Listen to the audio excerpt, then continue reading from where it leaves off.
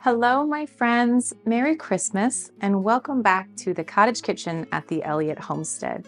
We have a really fun month ahead, and Stuart and I are going to work really hard at bringing you guys into all the beauty of the season here in the cottage. So we thought we would kick it off with a really beautiful Christmas bread.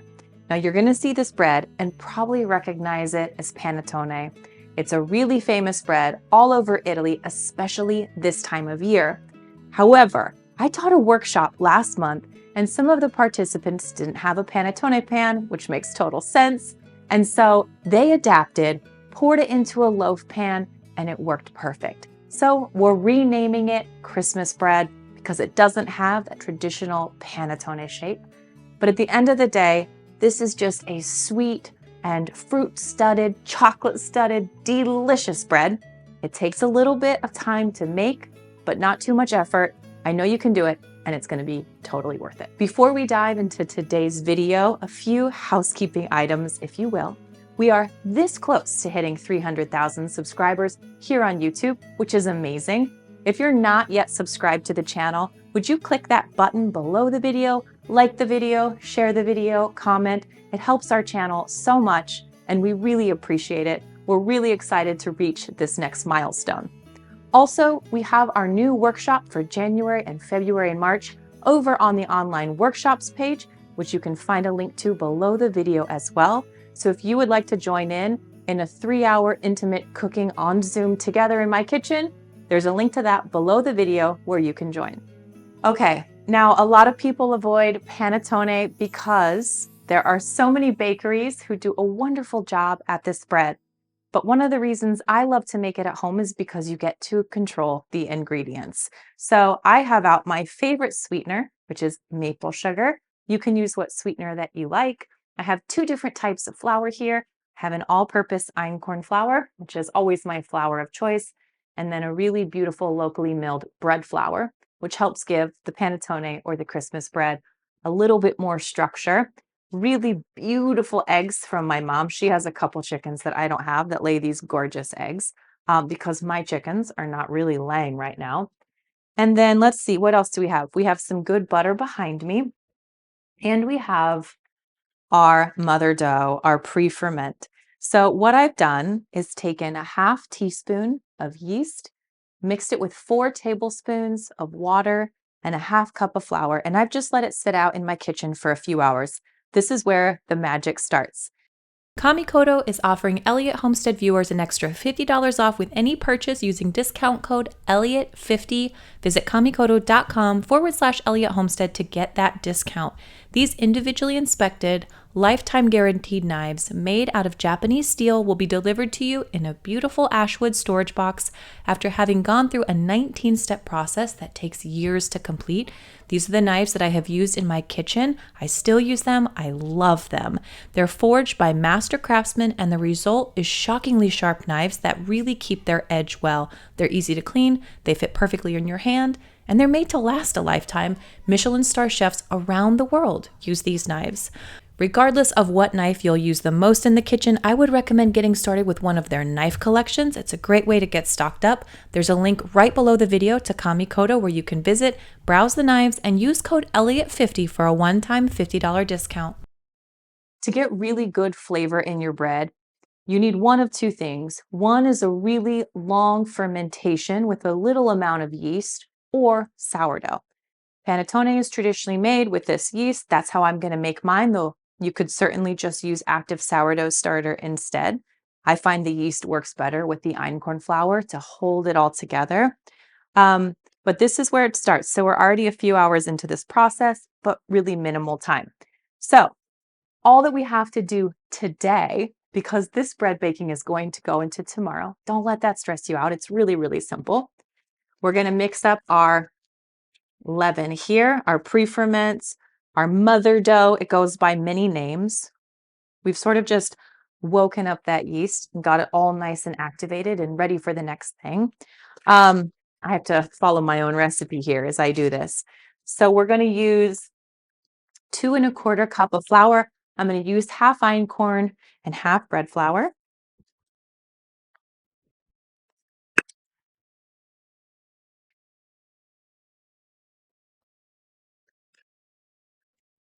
The thing I love about einkorn flour is it's so rich in minerals and vitamins, and it has just the most beautiful flavor because it has a higher concentration of those minerals in it.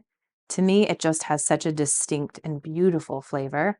Um, what einkorn doesn't have is a really strong gluten, which is fine.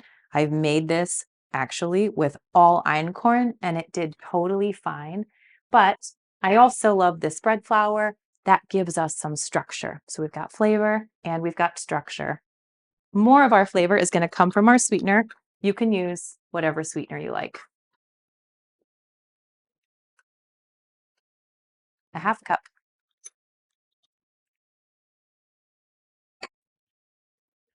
Okay. Now, this is an enriched dough, meaning that it has egg yolks and butter and sugar in it.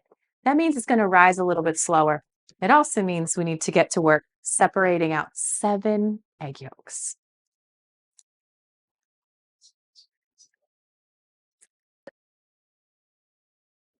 A lot of times when you see panettone for sale, it's pretty expensive per loaf.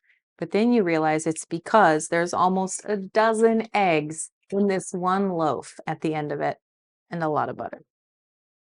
This is obviously a very special bread. We don't make it all the time. We reserve it for special occasions.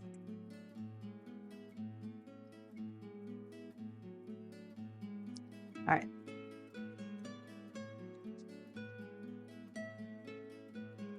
Okay, I'm gonna clean up. I got some egg whites all around this table, and then the fun part, an easy part.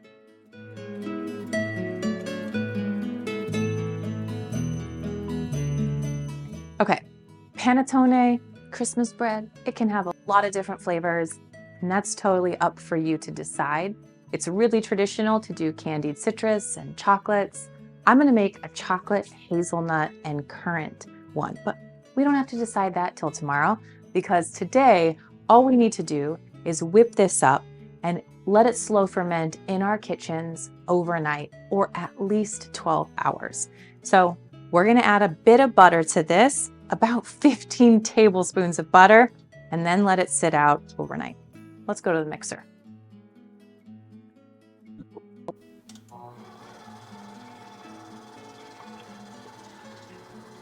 So I'm gonna add in my butter, tablespoon by tablespoon, and this dough is going to get silky smooth by the end of it all. I'm gonna try to be patient and give it about 30 seconds between each tablespoon, and you'll notice that the dough will kind of start to get really glossy and really elastic. Beautiful.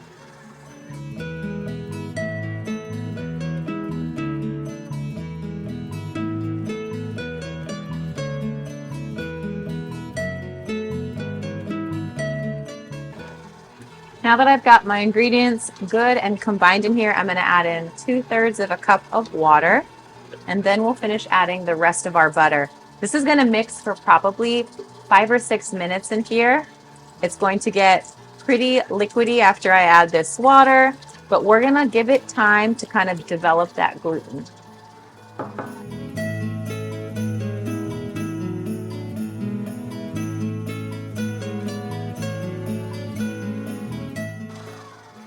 If you would like the exact recipe for this Christmas bread, make sure you join our newsletter. The link to that is below the video, or you can just visit shay.substack.com.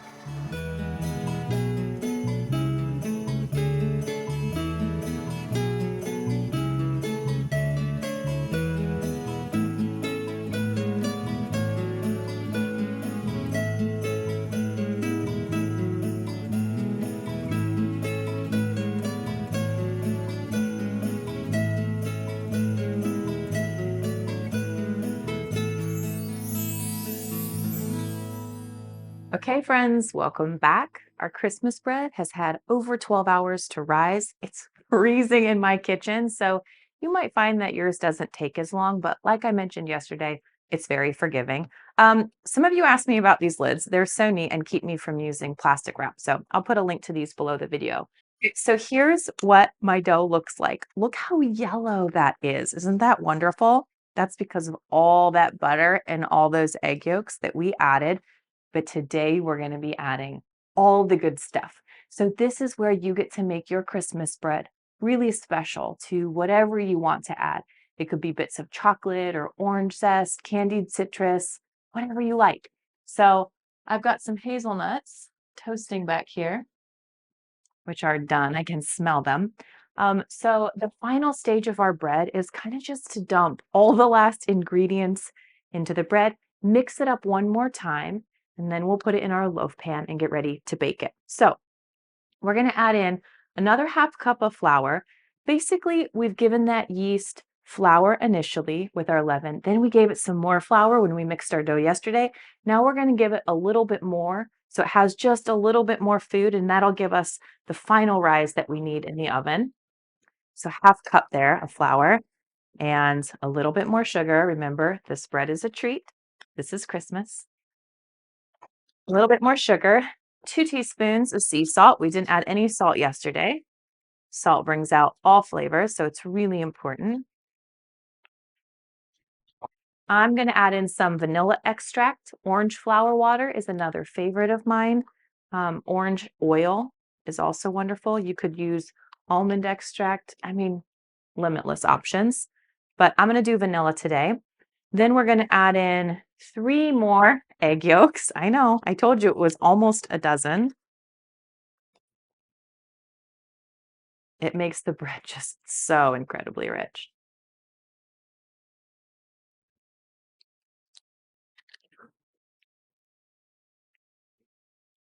Like I mentioned here on the channel quite a bit, sometimes I'm worried that all of my words are going to deter you from making a recipe because you're going to think it's really complicated. But really, I'm just taking the time to explain things, hopefully giving you some options so that you can adapt the recipe. And if you're just at home and you're just whipping this up, I mean, you could have done it in 5 minutes yesterday and 5 more minutes today. So even though it's spanned over 2 days, it's really not too much work involved. Now I'm going to be adding in some milk chocolate. I was just in the mood for milk chocolate instead of dark chocolate today. So I've got a chocolate bar here, and I'm just going to roughly chop it. Of course, you could use chocolate chips, but I love the way that square little chocolate chunks melt into the bread. Look at that. Isn't that beautiful?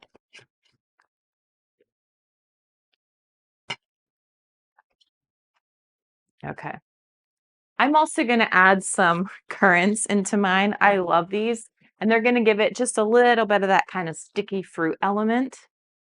My kids are probably going to be upset with me that I didn't just leave it chocolate and hazelnuts, but I don't know. There is something about dried fruit that feels a bit like Christmas to me. And last up are these beautiful toasted hazelnuts.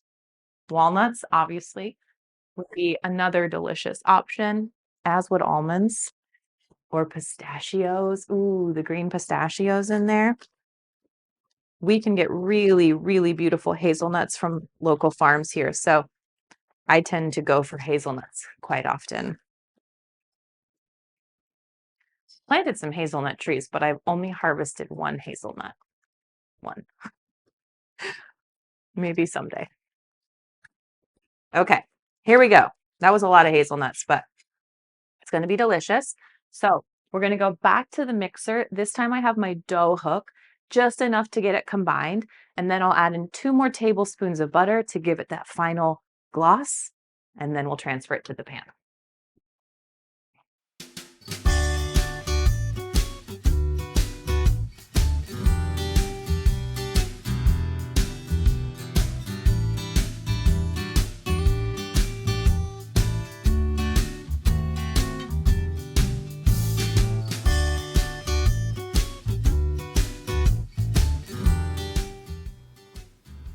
All right, hard work is done.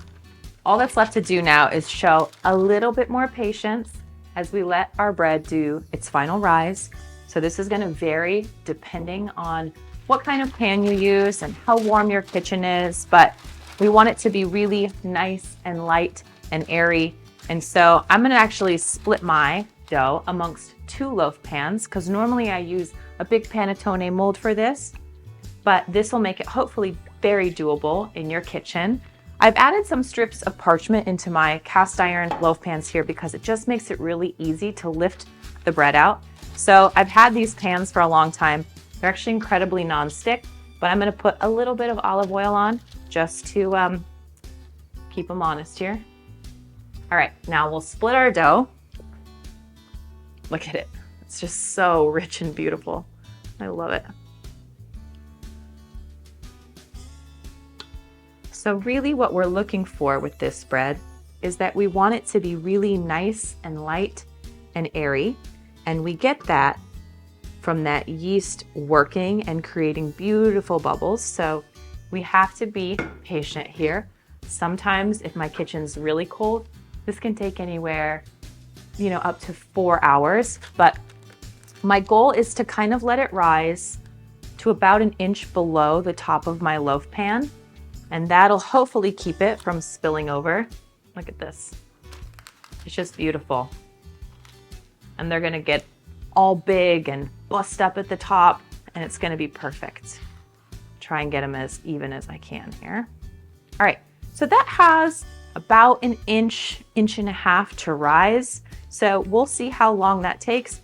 I'm gonna have my oven preheated and ready to go so that when they get close to the top of the pan, we'll be ready to stick them in the oven for a good long bake.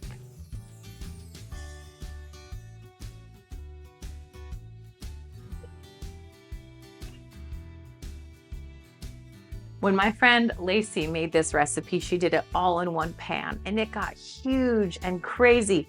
I'm hoping to actually make French toast out of this.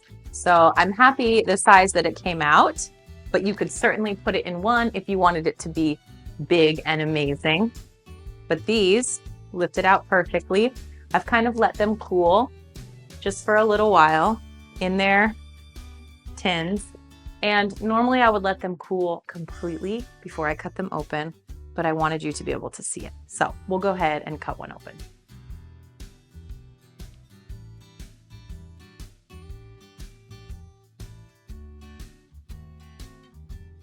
Look how enriched this is. Look how yellow and beautiful it is. Studded with currants and hazelnuts and chocolate chunks. It's amazing and so soft and pillowy. You have to taste it. It's your responsibility. So delicious, just warmed up with a little bit of butter in a pan, obviously. Makes beautiful toast, beautiful French toast. Oftentimes I just eat a piece just like this, little cappuccino on the side. Call it good. So there you have it. Look, it's just so soft and squishy and wonderful and rich and just slightly sweet. It's the perfect treat, and I hope you enjoy our Christmas bread. Oh, as always, if you want the exact recipe, make sure you're on the newsletter list. There's going to be a link to that below the video. And if you'd like to learn more about cooking from scratch with whole ingredients, you should check out our cooking community, cook.theelliottHomestead.com. There's a link to that below the video as well. Enjoy. Oh, did you see that?